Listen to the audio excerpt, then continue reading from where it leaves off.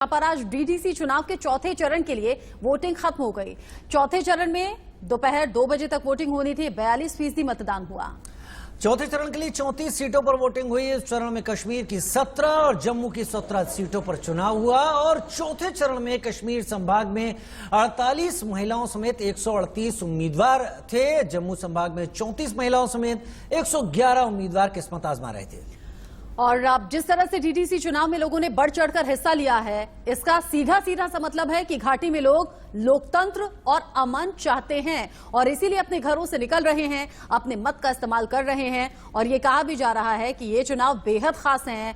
370 के खत्म होने के बाद अब लोग यहां सामान्य जीवन जीना चाहते हैं और इसीलिए घर से निकलकर अपने कीमती वोट का इस्तेमाल भी। ये चार तस्वीरें पहले चरण, दूसरे चरण, तीसरे और चौथे चरण की तस्वीरें आपके टीवी स्क्रीन पर है।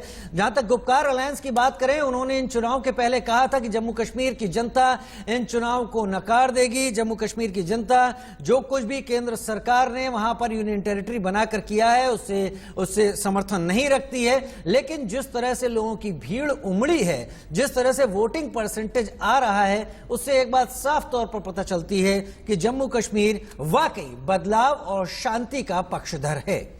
और वोटिंग प्रतिशत अच्छा खासा होना और साथ ही राजीव, महिलाएं बहुत बढ़ चढ़कर इस मतदान में हिस्सा ले रहे हैं, जो कि वाकई अप्रिशिएबल है भी।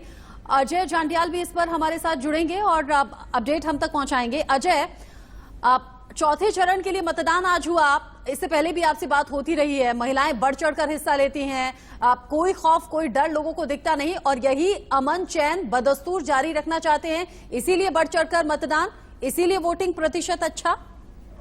बिल्कुल आप सही कह रहे हो। जिस तरीके से लगातार चुनावों में जो डीडीसी चुनाव जो जम्मू कश्मीर में पहली बार होने 370 वोटने के बाद उसमें लोगों की भीड़ उमड़ रही है, वो साफ दर्शाता है कि लोकतंत्र को मजबूत करने के लिए जम्मू कश्मीर के लोग लगातार आगे बढ़ रहे हैं और उनकी खुद ये मंशा है कि जल्द से जल्द और कहीं यहाँ पर जम्मू कश्मीर में एक पॉपुलर गवर्नमेंट आए और यकीनन इसी पर एतबार जताते हुए लोग जो है वो ज्यादा से ज्यादा इसमें भाग ले रहे हैं। जम्मू कश्मीर की अगर बात करें तो जम्मू रीजन में अगर बात करें तो 65% के करीब पोलिंग जो है हुई है, जबकि कश्मीर की अगर बात की जाए तो कंपैरेटिवली जरूर इसमें हालांकि फर्क है, कम पोलिंग हुई है उसके मुकाबले में।